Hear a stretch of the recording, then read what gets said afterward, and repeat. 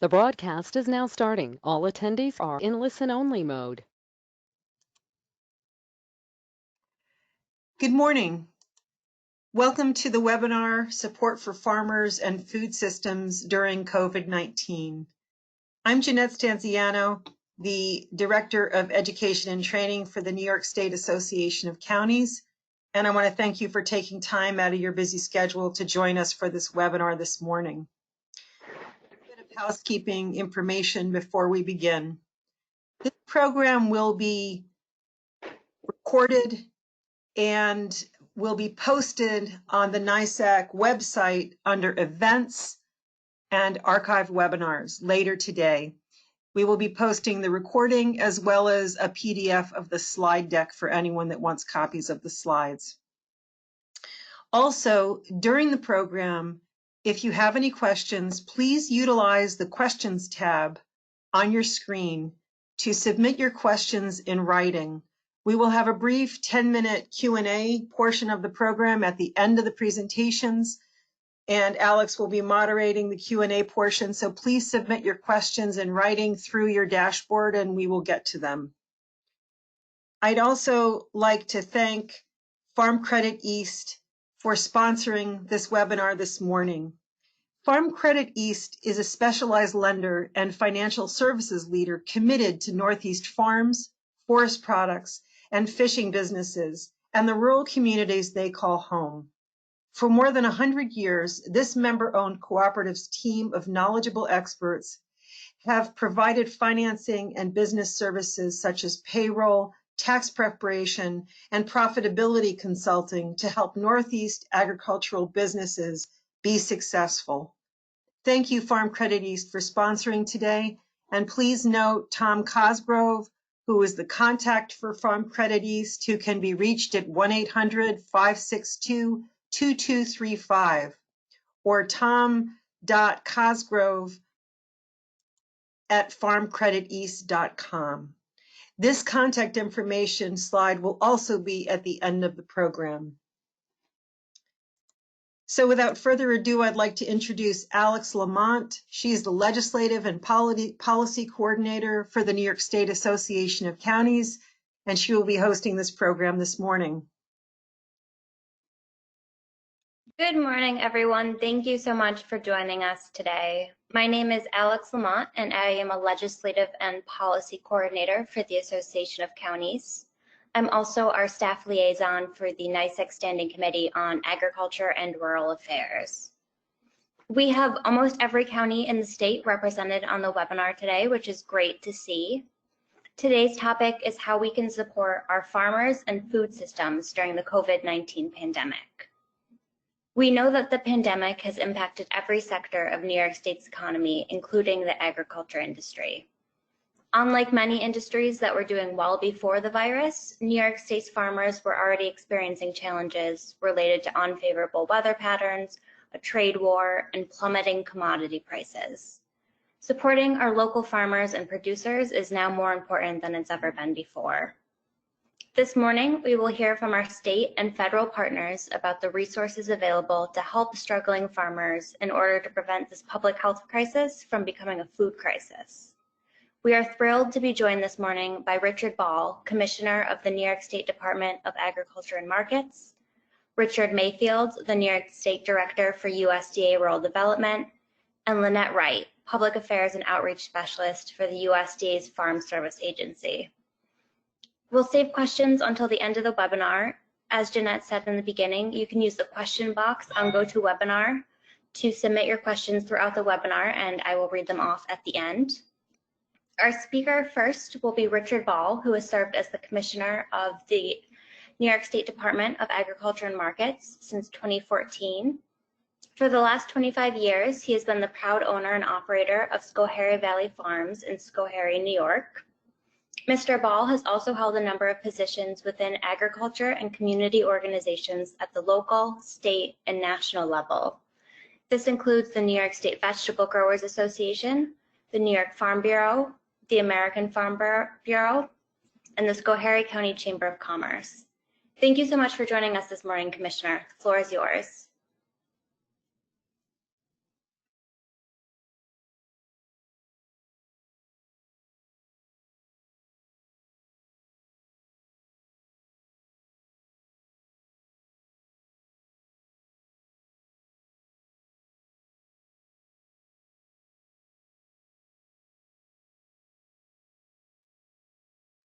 It seems that we are having an audio issue. Commissioner Ball, are you able to hear us? I can see that it looks like you're logging back in. We'll give you a few moments to reconnect audio. Should just take a moment. Please stand by.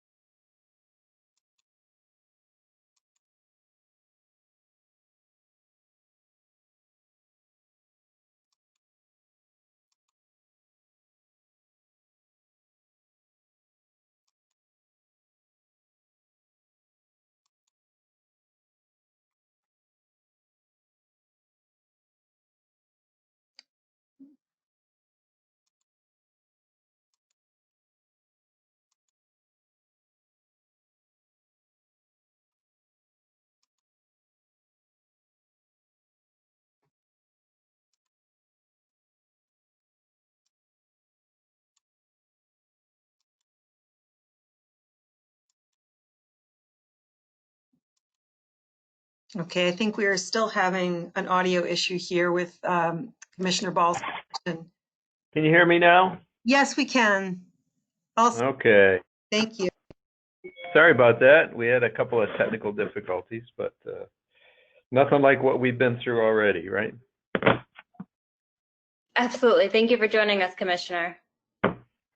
Apologize for that, but yeah, it's really great to be with you. Thank you so much. And I want to thank the Executive Director, Steve Aquario. Thank you very much for this opportunity. Doug Burwanger, my friend, who chairs the Ag Subcommittee, and it's great to share a little bit of time with Rich Mayfield and Lynette as well.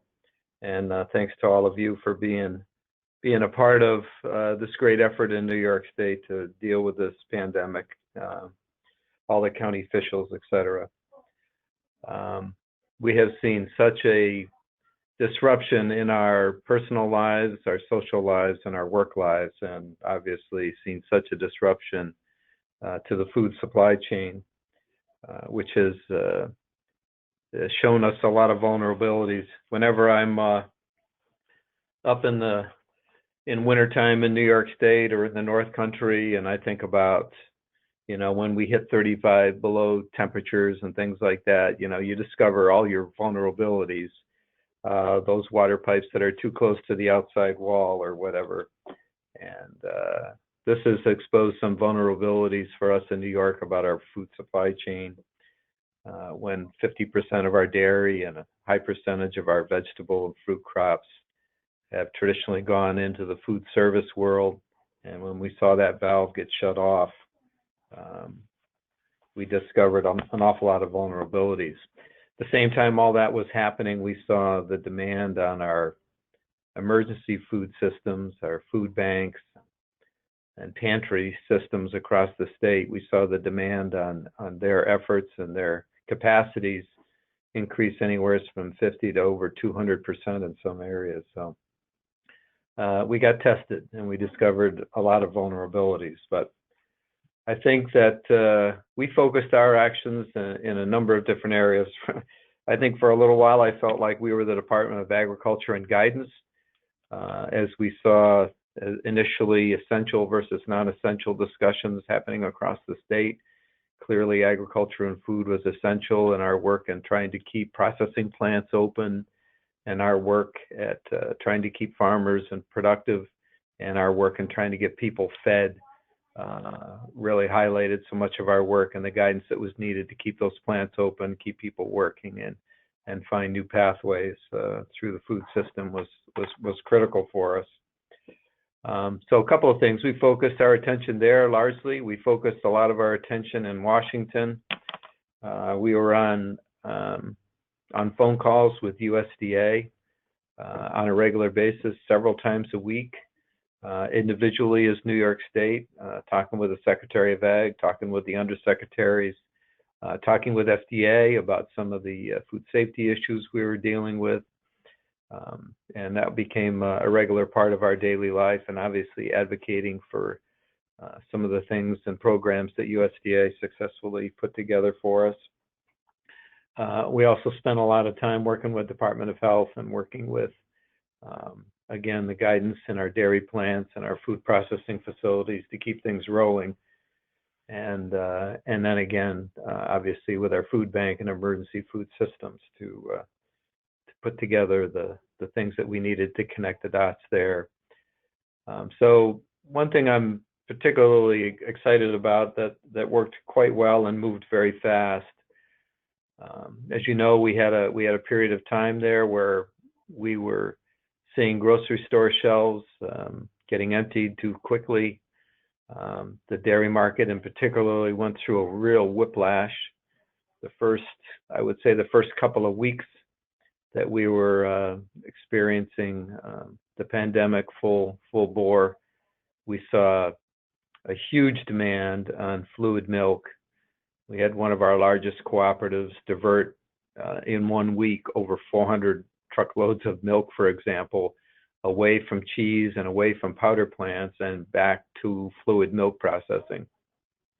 The following week, there was an extra 120 trailer loads that were diverted to fluid milk.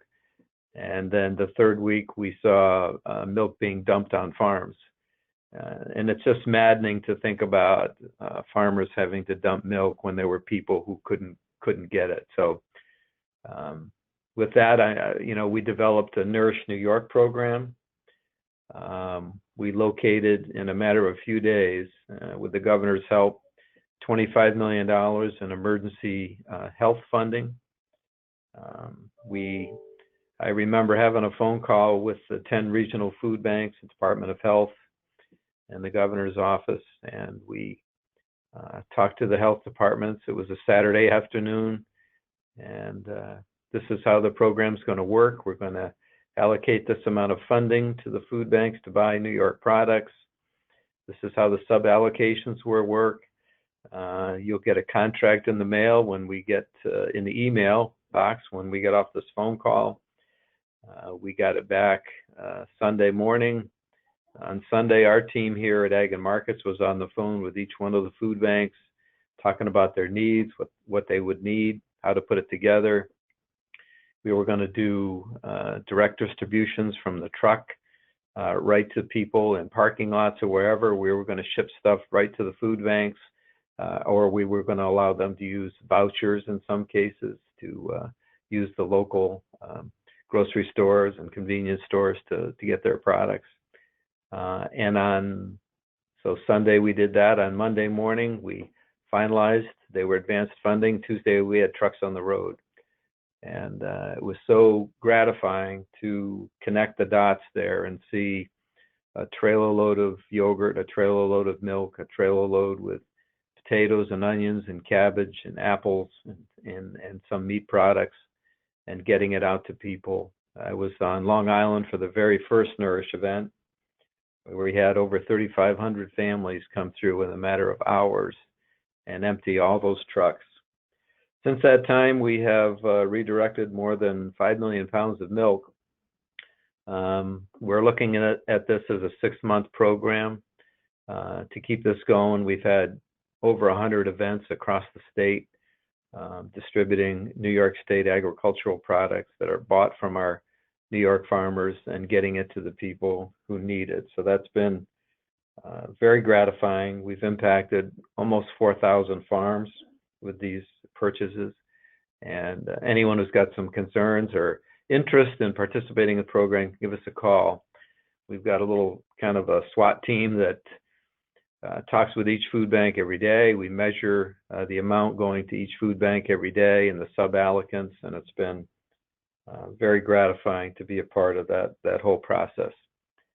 As we worked on our farms and workers began showing up and coming into the state to perform their functions, personal protective equipment on the farms, training on the farms was just as important as what we needed in our manufacturing facilities and our dairy plants.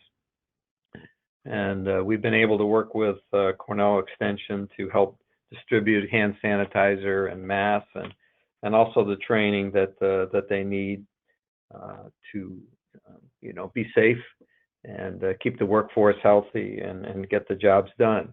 Because as you all know, agriculture and farming did not get postponed and did not get canceled. In spite of a few hiccups in the weather, we're full bore and going ahead.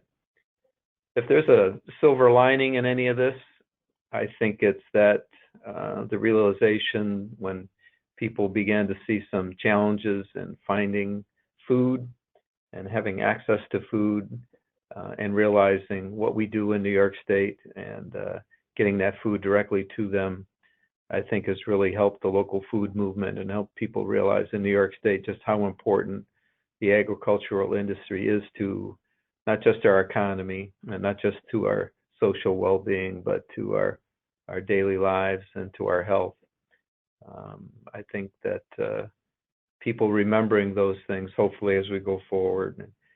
And we've got to learn some things here. We've discovered some vulnerabilities in the food system. And we've got to make sure that we build back better and that we think about the way we do things. New relationships have been created. I think sometimes we think we're in the food business when we're really in the relationship business. I think those relationships that we have formed now and newly found need to be maintained and valued and taken care of so that as we go forward, we continue to work on that. Washington is still kind of an open question. I'm on, as I mentioned, regular calls with the Secretary's office and also working very closely with the National Association of State Departments of Agriculture. We talk several times a week. I'm vice president of that organization, second vice president there. So we have an opportunity for a regular dialogue with Washington. And it's going to be very important as we go forward, continuing to make sure our farmers get the direct aid they need to recover from this situation. We had a coronavirus package, a phase 3. We're looking at the things that need to be involved in a phase 4 and having those discussions right now. We're also talking about block grants from the federal government. I believe there's a very strong effort right now. I don't think it's going to happen next week or the week after. I think we're talking about a month or two if we're fortunate, but I think there's a strong effort to block grant to help fill in the gaps in the USDA direct payment programs, et cetera, to the commodities, and to allow state departments of ag to find those voids in the systems and be able to fill in the gaps and get our farmers back on level footing. So we continue to work very closely on the Washington front. We continue to work very closely with our farmers in the industry and the food bank system here as we go through the various phases of reopening the state. And I have to say that throughout it all, food continued to be inspected, our plants continued to be inspected, our farms continued to operate, trucks stayed on the road. Our team here at the Ag and Markets kept working throughout the whole thing. And I think that, we've come through it. I think we're going to come through it better, smarter, and in a position to take us forward. I'm excited about that. I'm excited to see things begin to open up and that we seem to be getting the best of COVID-19. With that, I'm going to stop and thank you very much and look forward to the rest of the program. Thank you so much, Commissioner. You made a great point about being in the relationship business, and we really value the relationship we've had with you and your agency over the last few years, and we appreciate all you've done over the last few months in particular to support our counties and our farmers during this difficult times. Thank you. If you do have time to stay until the end, we'll reserve a few minutes for moderated Q&A at the end of the hour. If you have to leave, we understand, and we'll send any outstanding questions along to your team. Thank you again for joining us. You bet. I plan to stay on, so thank you. Fantastic. So next, we're lucky to be joined by the New York State Director for USDA Rural Development, Richard Mayfield. As State Director, Mayfield has overseen the operation of USDA rural development programs in a consumer-focused manner to restore prosperity to rural communities throughout the state.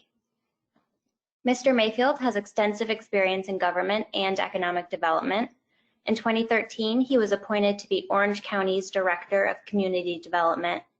He previously served as the county's Director of Operations, as well as Press Secretary and Assistant to former County Executive Ed Diana. Thank you for joining us today, Richard. The floor is yours.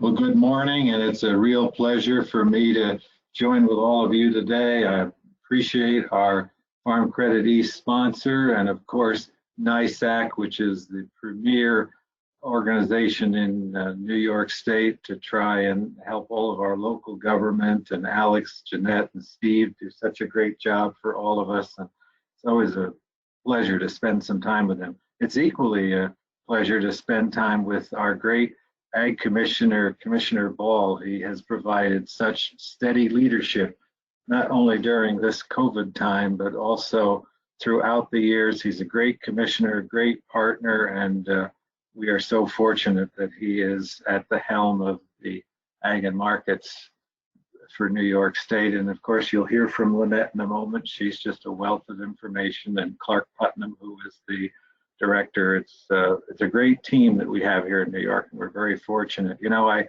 understand it's the silly season, and you know, you start to question what are we doing, what's going on. But when you think of the enormous changes that have come out of Washington in particular for our programs, some of which haven't been changed since they were founded in 1972, that takes a lot of people, staff people, as well as our elected officials, from the president to Secretary Perdue, particularly our congressional delegation here in New York. They're very, very active delegation, and we appreciate their support and the ideas. And it's only by working together that we are able to effectuate some of these needed changes. So I'm looking at my screen, and there's some slides that I'd like to go through quickly, because I know we're moving in a fast manner here. So rural development is an agency that covers really the economic vitality of rural America, and we do that through housing and our B&I programs, as well as your rural utilities. And many times the easiest way to think of rural development is if you start driving through a town and you look at the the fire station, and then the police car that's coming towards you, and maybe the senior center, and then you look at the utilities that are nice and brand new. Rural development has the capacity and ability to help fund all of those projects, and we also get into housing and repair. So we look at the community holistically. Next. Our offices are conveniently located across the state, and you can see from that map there, we have 10 offices. Many times we're located with our sister agencies, FSA and Natural Resource and Conservation Services. So there should be one that's convenient for you, hopefully. And if not, we are always very happy to come and visit either at your government facility or right onto the farm or the business that's located. Next. All right, here's a list of services that everyone likes to hear grants, and we certainly do grants, but we also have loan guarantee programs, which are incredibly popular. And the one that I will tease you with right now is our COVID Cares B&I program. That there'll be some slides coming through, and that, as I referenced, was the first change to our true change legislatively to our B&I Cares B&I program since 1972. So we're all celebrating that. And New York just closed the very first B&I Cares Act program in the country. So we've got some great people that work with us, and I'm very happy that they're with us. Next. Okay, that's kind of what rural business development grants do. Next. All right, so these grants can be used to support the development of private businesses in rural areas. You can be a public body, a not-for-profit. There is no size limit. However, if you reach the $100,000 cap, because again, we're talking grants here, that will help you lose a little bit in points. And historically, we get about $800,000 to $1 million. We may get a little bit more this year. And the window of application changes, so you can always check our website or call us throughout the course of the year. Next. It's a very flexible grant, and it can be used for acquisition of land, easements, machinery, parking, pollution control, revolving loan funds. And I know I'm going through it quickly, but one of my favorite ones is a Chamber of Commerce decided that in their area they needed some soft skills that for the workforce. So they did a QuickBooks training course. We bought the software, we paid for the licenses, and every person that came through there received the license, so they were able to go out and help their local business community fill some very needed gaps. Next. All right, here's another very popular is our loan guarantee program. You're going to hear this one twice because there's the new one and then the standard B&I loan program. And what this program essentially does is provides a, next slide, please, I'm sorry. It provides up to 75% of the value of that loan with your lender. And what it does, if your lender is coming and says, oh, you've got a really great idea, this is a fantastic program, but boy, we're just not 100% sure, we're not quite there yet. Wouldn't it be a great thing if the government would come in and guarantee that loan up to 75%? Well, of course it is. It benefits you as the borrower. You're going to have a more advantageous rate. It gives your banker the comfort level of knowing that this activity is being guaranteed by the government. Plus, there are secondary markets where the banks can very easily continue to make funds available to themselves. I won't get too deep into that process, but let me just assure you, if you're a banker and you can't figure out how to make money doing this program, you shouldn't be a banker. Next. All right, these are our initial fees. It's a 3% and then 50 basis points, which is an annual renewal. If you're in REAP zones, I'm sorry, REAP, that's a lower one. But again, each of these projects stands on their own and we work with you closely. Next.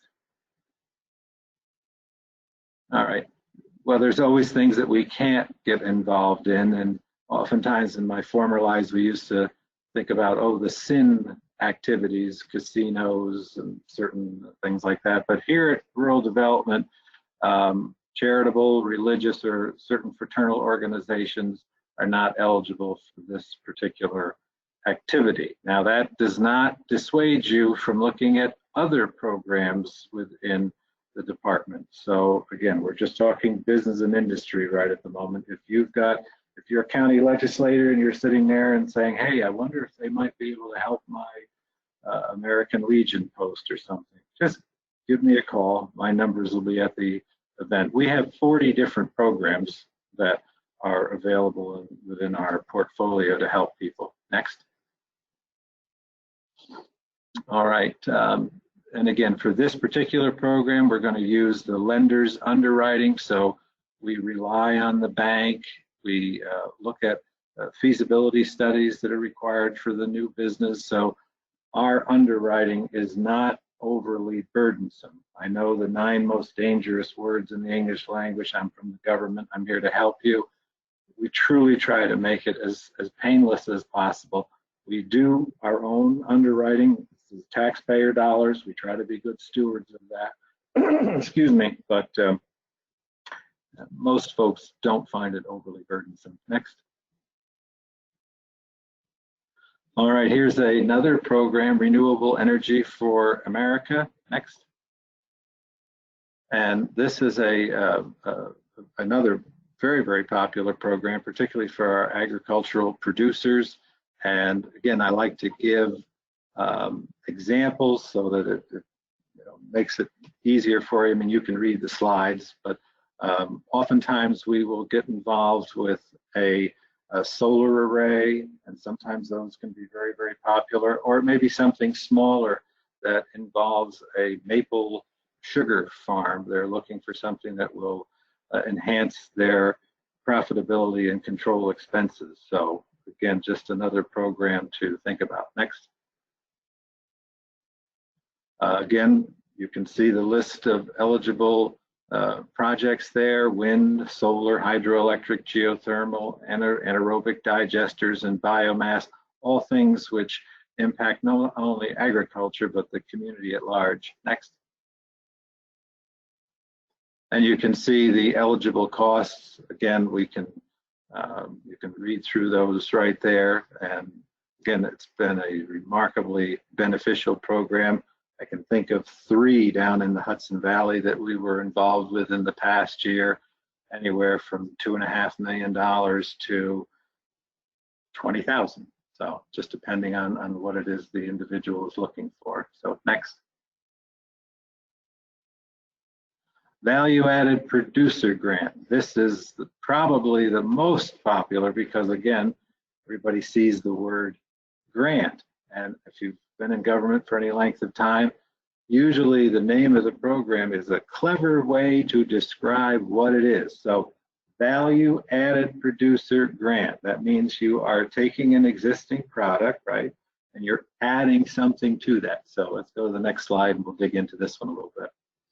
So what you're looking for is taking a commodity that cannot go back to the original form. So as the examples there show you, you can do milk to butter, milk to cheese, berries to jam, wool to shirts, grapes into wine, tomatoes into sauce.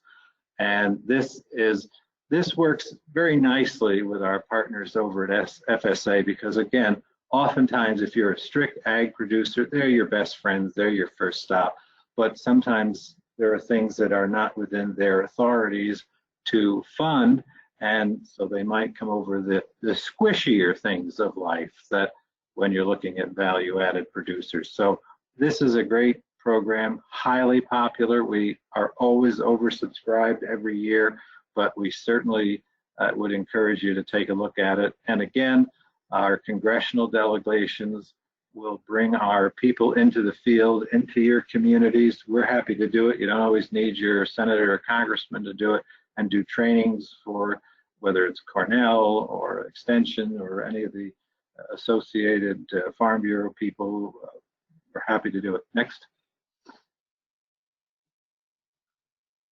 All right, this is the one that I was really excited about, the first change to a program since 1972.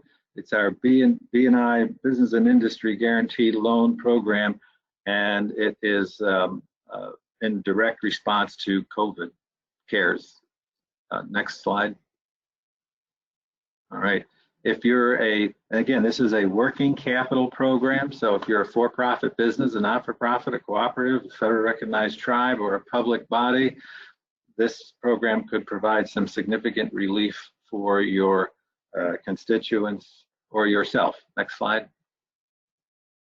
All right, again, we work with our lenders. We never get far from community banks. That's part of what we try to do, and you can see the list of partners that we can work with, including our sponsor. Next.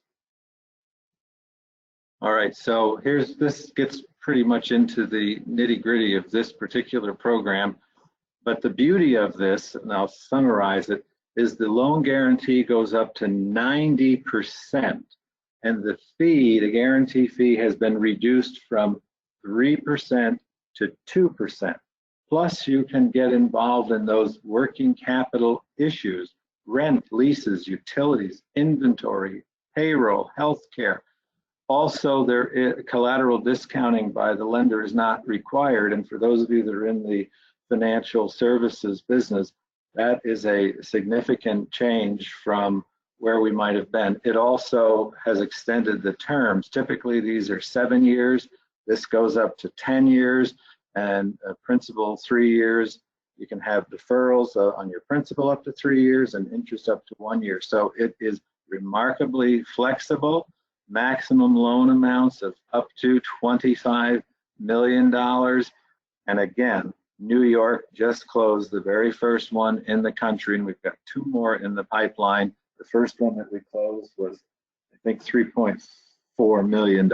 So it's a significant investment and a good program for what we're looking for. Next slide, please.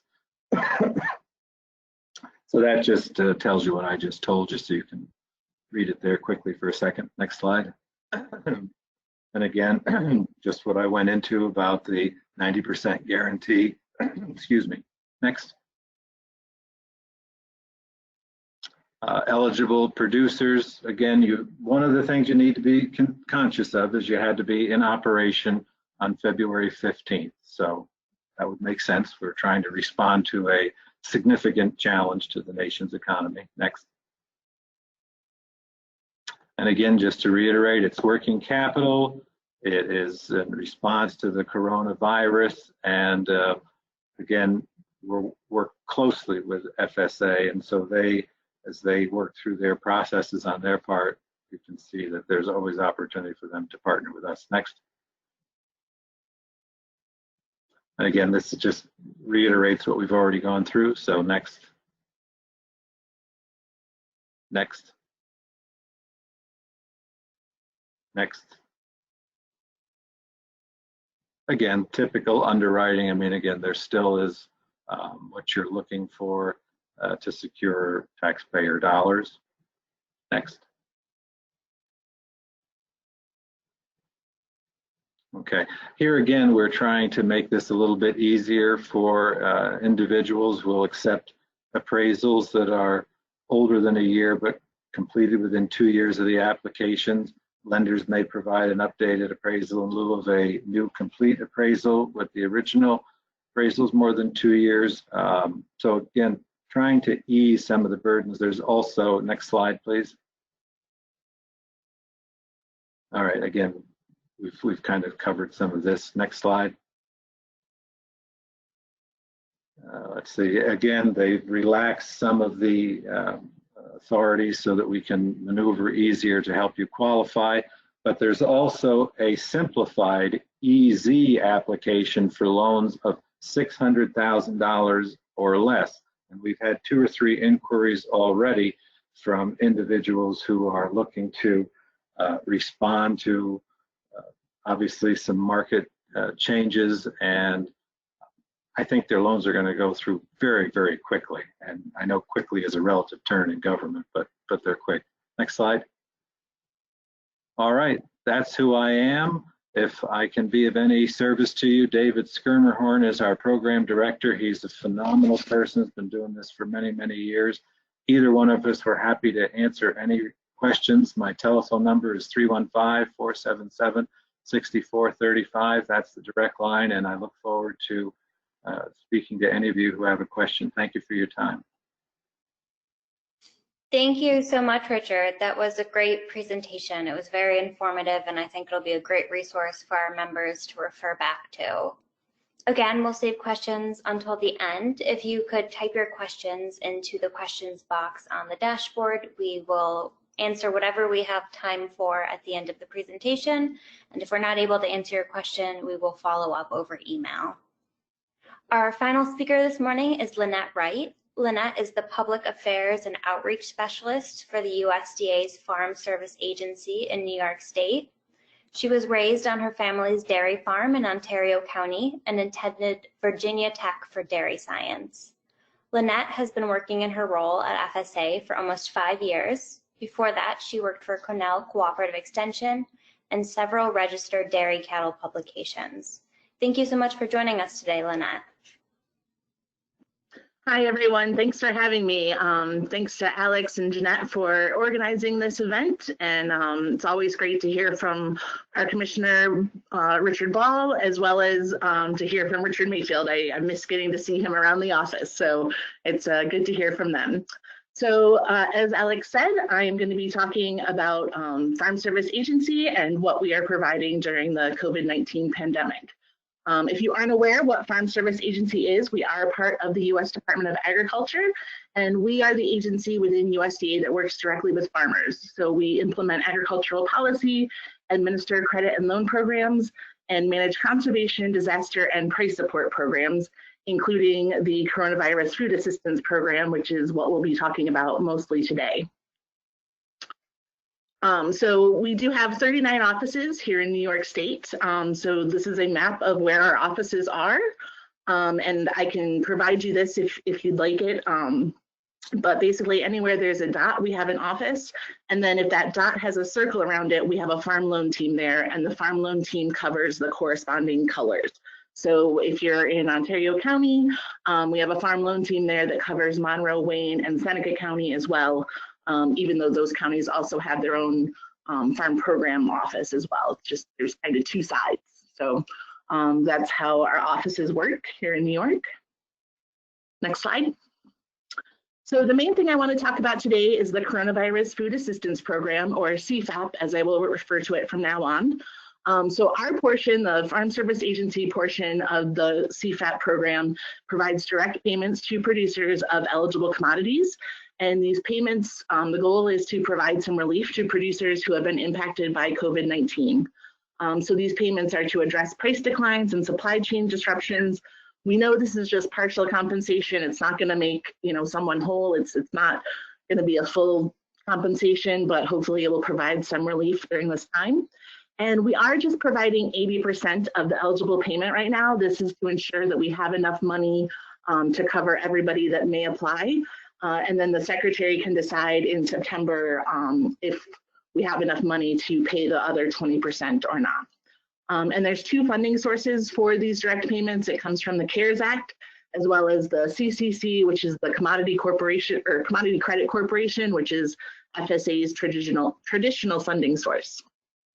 So CFAP started back in May, on May 26th, and it runs through August 28th, 2020.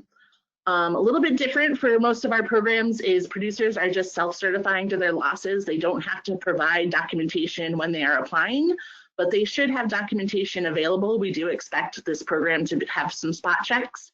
And on those spot checks, we will need to, have that documentation showing, yes, we made this much milk, or yes, we had these many animals or sold these many animals. So it's not required when applying, but they should have it on hand for at least 3 years. And producers can participate in the Small Business Administration's programs, PPP or EIDL, or any other USDA program, and there's no conflict. They can still apply for CFAP as well. So the eligible producers must have an ownership risk of identified commodities that have suffered a 5% or greater national price loss as a result of the COVID-19 pandemic, or had a substantial marketing cost of inventories. So the current eligible commodities are milk, livestock, and that includes beef or culled dairy cows, hogs, and lambs. Non-specialty crops are your row crops like corn and soybean. There's a couple of varieties of wheat. Those are the main things here in New York. Wool, and then specialty crops. The thing with specialty crops, these are your fruits and vegetables, but they do need to have been fresh fruits and vegetables. So unfortunately, not a ton of those types of crops are going to be eligible here in the Northeast, mainly like spinach or lettuce that was grown in high tunnels. So the CFAP payments, we have already started making payments. So payments are being made on a rolling basis once we have an approved application. So as of Monday, we had paid out over $118 million here in New York, most of that to dairy farms. There is no fee to apply to this program. There's no stipulations for the program. And we will also not withhold any of the payment to satisfy prior USDA debt. So if a producer is also an FSA farm loan borrower with us, we will not withhold any of that payment to satisfy their farm loan debt. And just to note that this is not a loan program, payments will not have to be repaid unless there is an error found or fraud in those spot checks I was talking about. Okay. There is payment limitation with this program. So in general, the total amount of the CFAP payments that a person or legal entity, and that excludes general partnerships and joint ventures, may receive is $250,000. But a little different for this program than our other programs, we do have an exception for this program where multi-member entities can get an increased payment limitation. So those exceptions, those entities that can get that exception are corporations, limited liability companies, and limited partnerships. And those we can pay up to 3 members. the $250,000. They just have to prove that they had 400 hours of personal labor or management in the farm.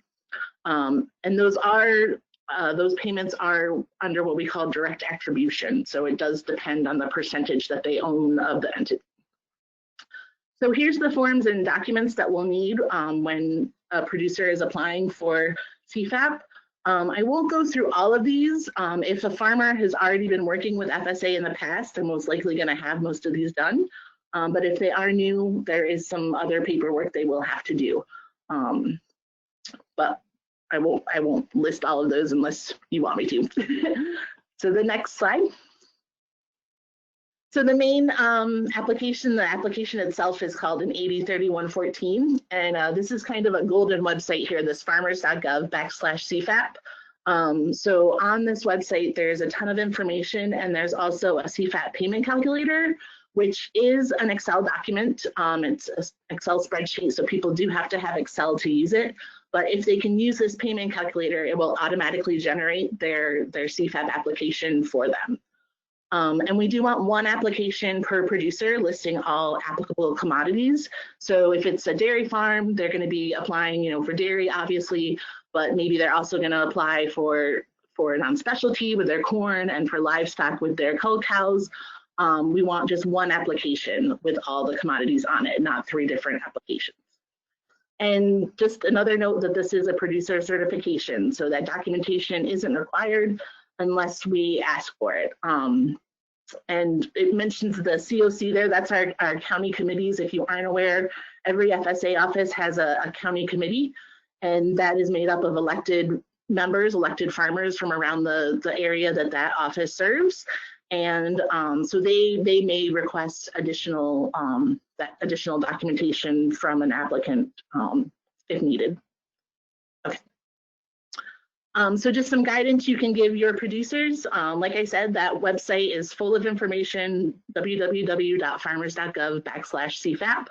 And there they can find virtual applications, but we can also mail if the applicant needs a mailed copy instead and needs to do things through the mail. I should mention our offices, we are still not open for visitors. Our employees are allowed to be back in the office for the most part now, but we've been using a lot of teleworking, but we do have people back in the office now, but we are still not allowing producers into the office. So best thing to do is call your local office. We can also work through email. We can do virtual meetings with Microsoft Teams. And we also have a couple of document sharing programs now as well to make the process easier in this time of social distancing and COVID. So I also just wanted to talk a little bit about our FSA Farm Loan Program. We have made some flexibilities to this program to make it easier during this time to get these loans and help with the closing process and those kind of things that we opened those up, made it a little more flexible so that we can get these done during this time. So our FSA Farm Loan Program, these are designed to help farmers start, purchase, or expand, or right now keep going with their farming operation if they can't get credit elsewhere. And we have different types of loans depending on the borrower's situation and what they need the loan for. We have the FSA loan officers that are available to help answer questions and help people through the application process. And we do place special emphasis on providing loans to beginning farmers, as well as what we call targeted underserved farmers, which would be minority and women farmers.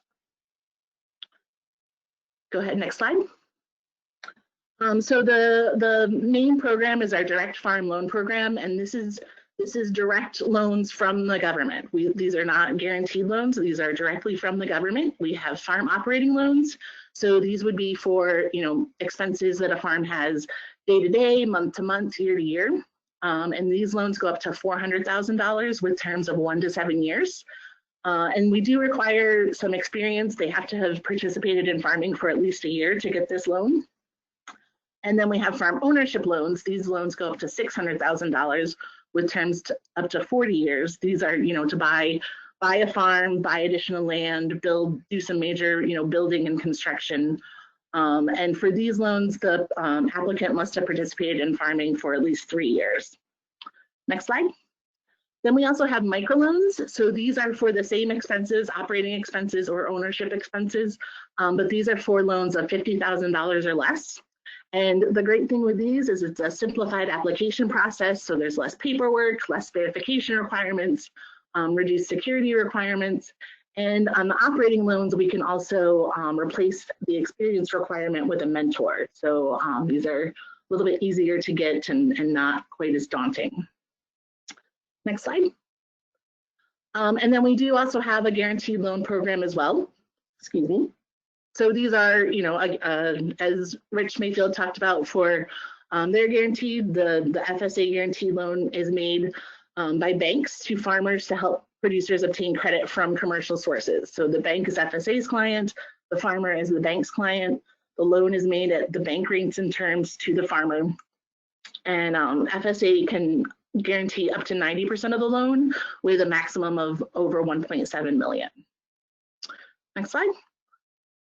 And then one thing that we have been able to do under the COVID-19 conditions is for existing farm loan borrowers, we are able to offer them a disaster set aside. So normally this program is offered when an area has had a weather-related natural disaster, but we're able to offer it under the COVID disaster that's happening now. So this disaster set aside allows FSA to move a loan payment that is due between March of 2020 to September of next year. We can move that loan payment to the end of the borrower's loan term. So kind of give them, you know, a year off from having to make their loan payment. Just want to mention, so we do have farm programs. I'm not going to go into all of those. But we have price support programs. So we have programs, you know, like one really good one is the farm storage facility loan, which like if right now people are starting to, you know, maybe they need an additional freezer because their beef, they're doing more beef now. You know, we can do freezers and walk-in coolers and refrigerated trucks and all sorts of great things with that. We also have disaster programs. So for weather-related items, we have conservation programs.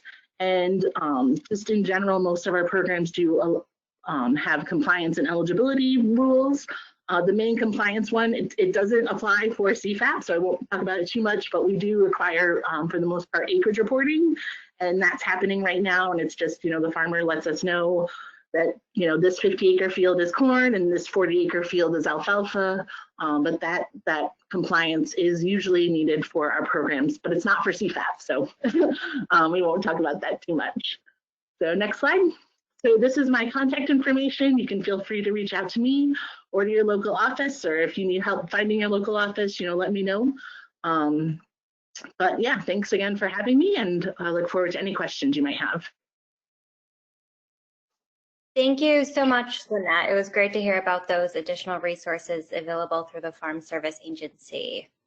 I would also like to thank Farm Credit East for sponsoring the webinar. As a reminder, a recording of the webinar and the slides will be available later today. You can visit nisac.org/webinars to see those. They're also on our YouTube page at youtube.com/nisactv. Because we're almost at the hour, we'll take time for 1 or 2 questions and then follow up about the others over email. Our first question is for Commissioner Ball. It reads, as representatives for our counties in the control rooms, we are being asked about the ability to hold 4-H fairless animal shows. Would you please discuss how the guidance from Ag and Markets relates to the reopening guidance from the governor? Because there appears to be some contradiction here. Sure, thanks for that. We have put together some guidance about the livestock, the 4-H and things like that. And I assume you have that. If you don't, we can get you that guidance. I think where we get into some question is when we start getting into the numbers of people that can attend these events.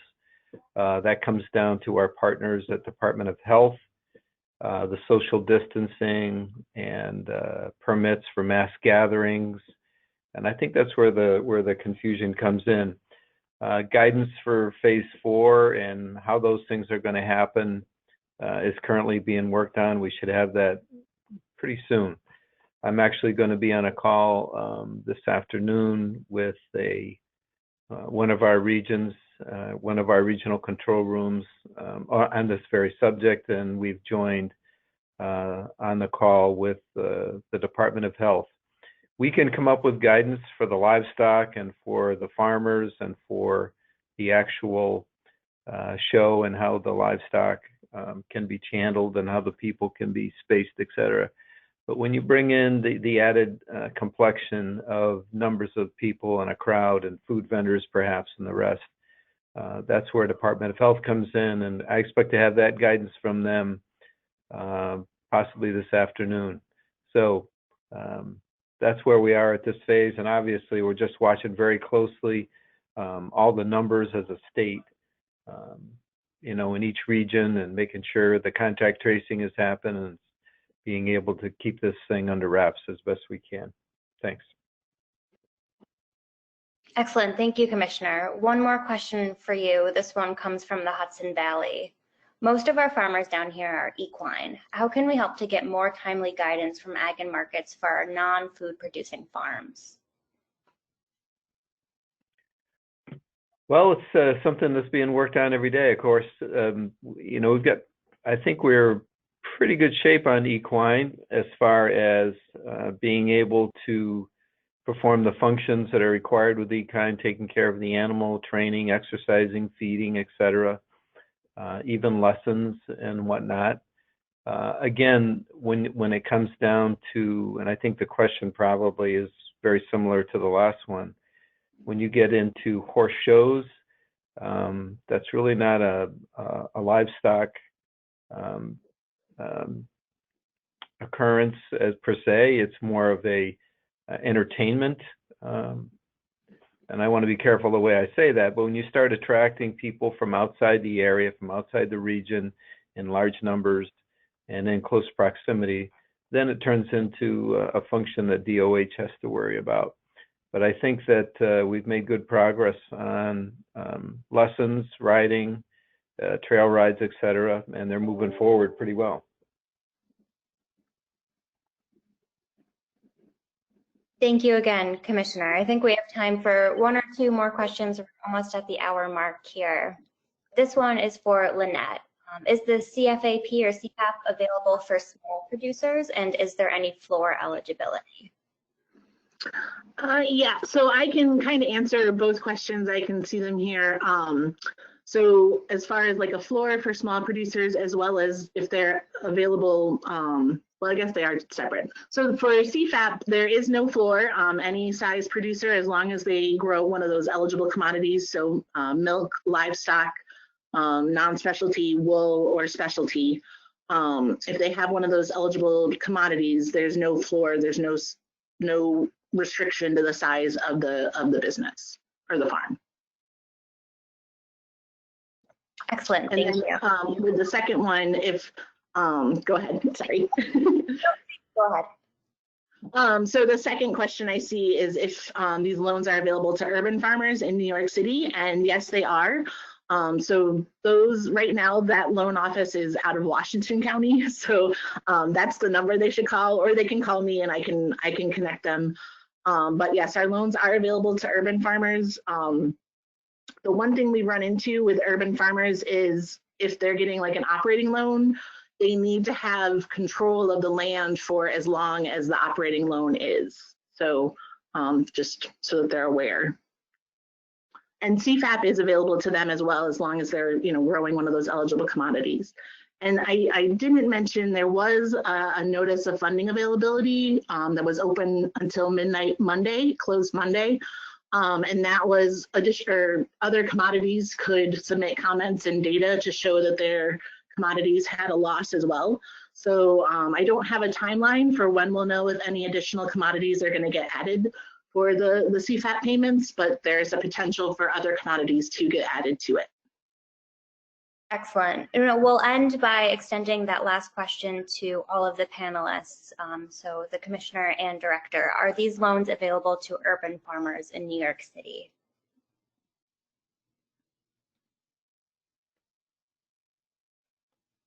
by authorities are limited within urban areas. We have population that